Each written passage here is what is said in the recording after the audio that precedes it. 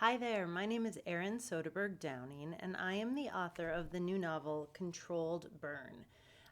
This book is really, really special to me. I have been thinking about and wishing I could write this book for a long, long time, but finally wrote it. And it's the story of 12-year-old Maya, who is sent to live with her grandparents in a tiny town in northern Minnesota for the summer after her sister is badly burned in a house fire that Maya is pretty sure is her own fault. So there is a lot of nature in this book, a pair of grandparents who remind me a lot of my own grandparents from when I was growing up. I've also included a fictionalized version of their town that I used to stay with them in when I was growing up, and then the fire tower outside their town that my grandpa used to work in when he was a younger forest ranger. So here's the first chapter of Controlled Burn. And I hope you will be interested to read on in this story. So it starts with stages of a fire. Stage one is incipient, or the pre ignition stage.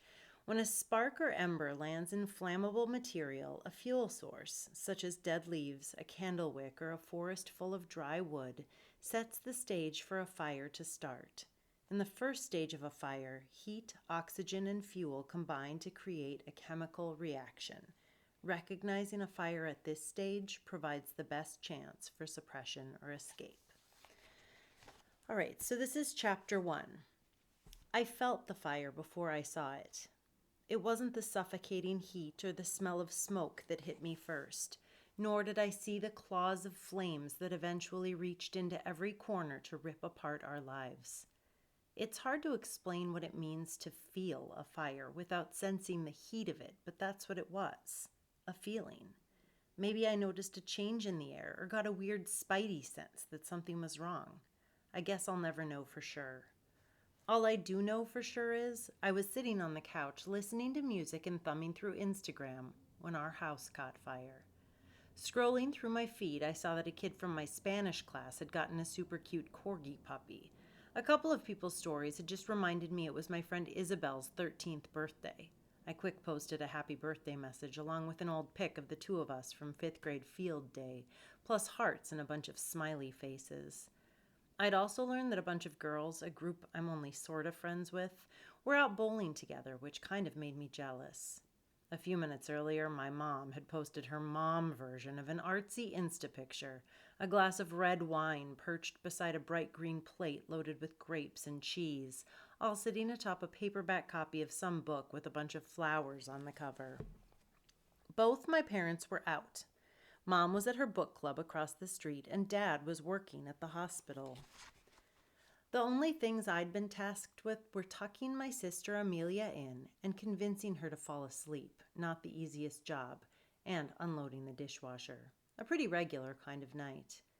I don't know what made me pull out my headphones, but I did, and that's when I felt it.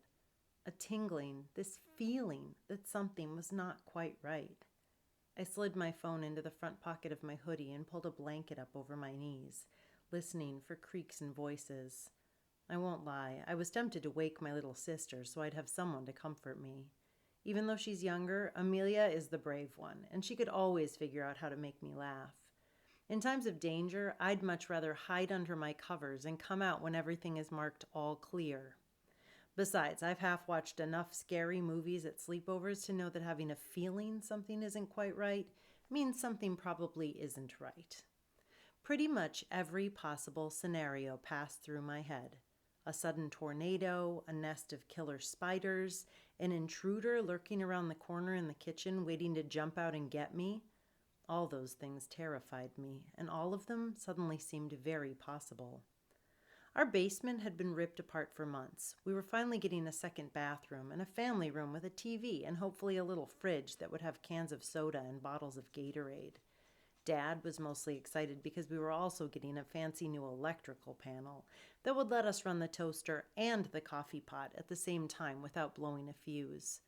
Just this past week, some of the guys who were working on the project had dug a big hole in the wall of our basement because of water leaking or something.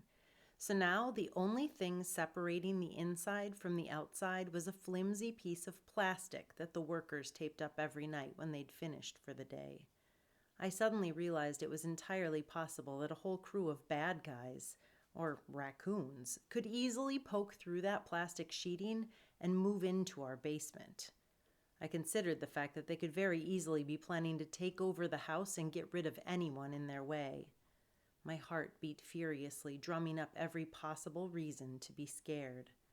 Had I known that the battery in the back hall smoke detector had been dead for years, and had I known that the construction crew unhooked the wires that connected that alarm to any other source of power, I would have had one more thing to worry about: fire. But I'd never even thought to worry about fire.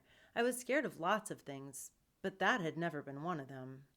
I stood up and glanced out the front window, wishing Mom's book club would end so she would come home. But I could see a bunch of heads silhouetted behind the flimsy living room curtains at the neighbor's house, so I knew their hangout was still going strong. That's when I smelled a faint whiff of something, a charred, smoky smell. It reminded me of the lingering smell of burned toast, but not as nice.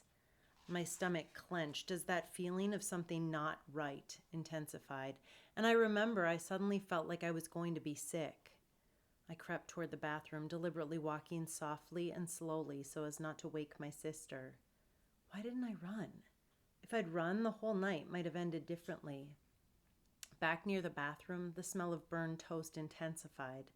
At the front of our house were the living room, kitchen, and my parents' bedroom. The bathroom was right in the middle of everything, squeezed in next to the little office where Dad had studied for his nursing school tests. At the back of the house, my room and my sister's room had once been one big room that we split into two by putting up a wall in the middle. I raced into the bathroom and immediately threw up. My nerves do this to me a lot. When I get worked up or worried about stuff, I puke. My dad calls it a sensitive constitution and promises my tender nature will serve me well later in life.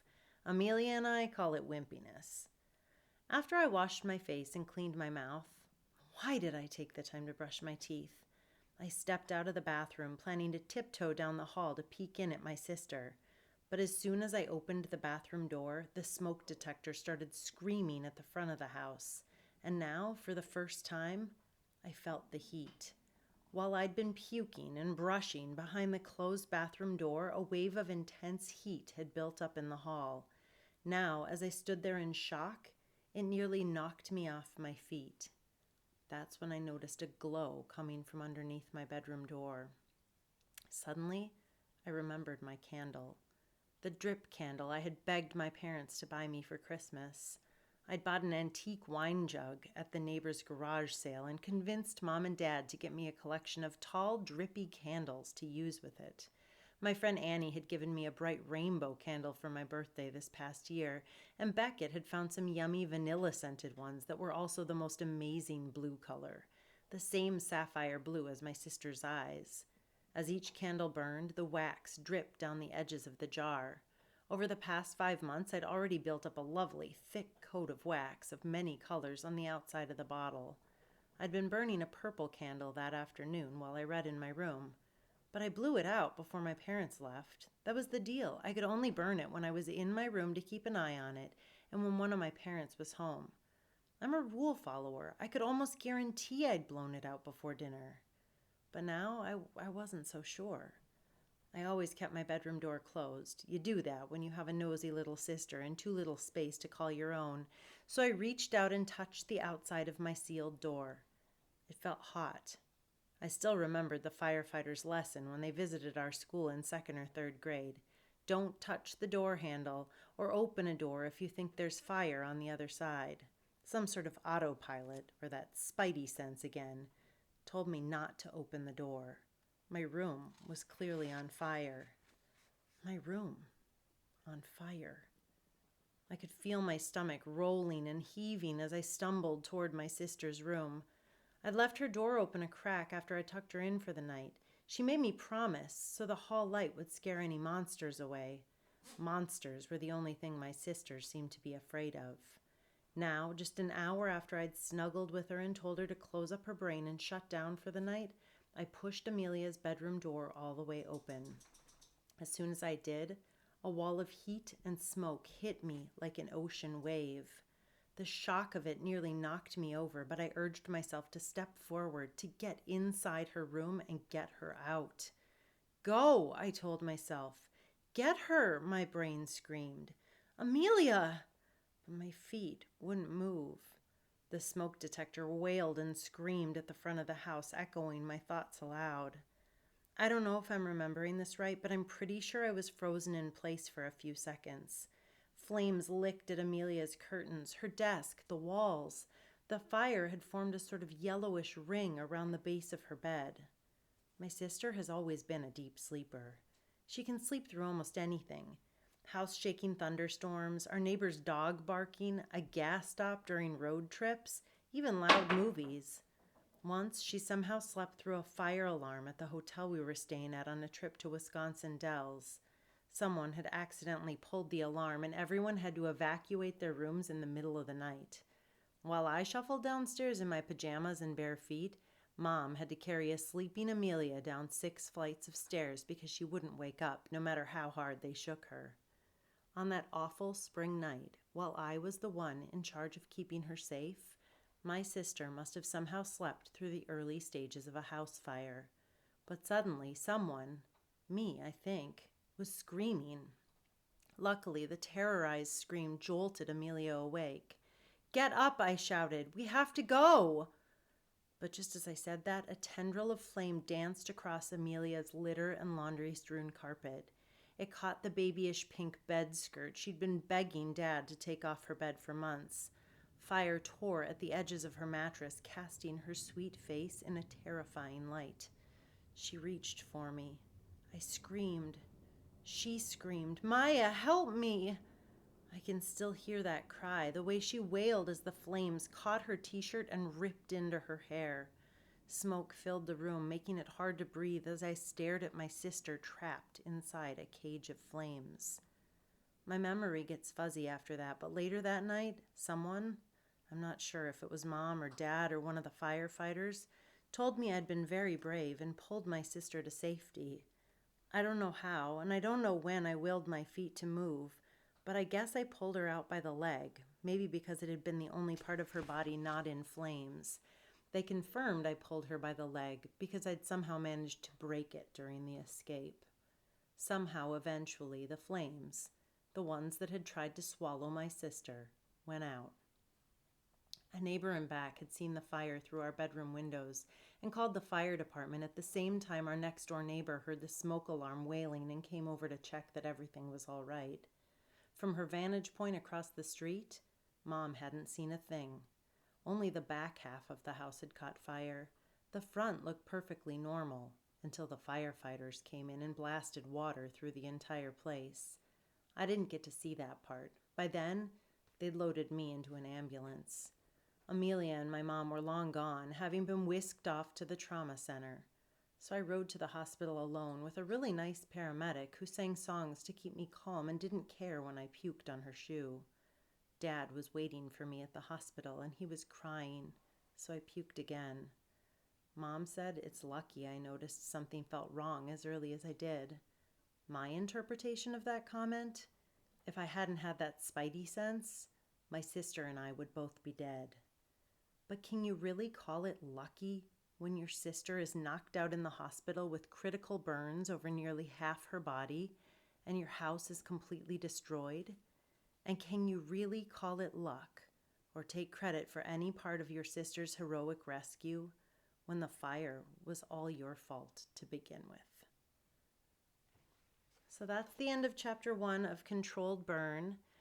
The next chapter takes Maya to her grandparents in the small town of Thistledew, Minnesota, where she will spend the summer healing a lot of her emotional wounds and guilt while her sister tries to heal her body in the hospital back home. So hopefully you will read this.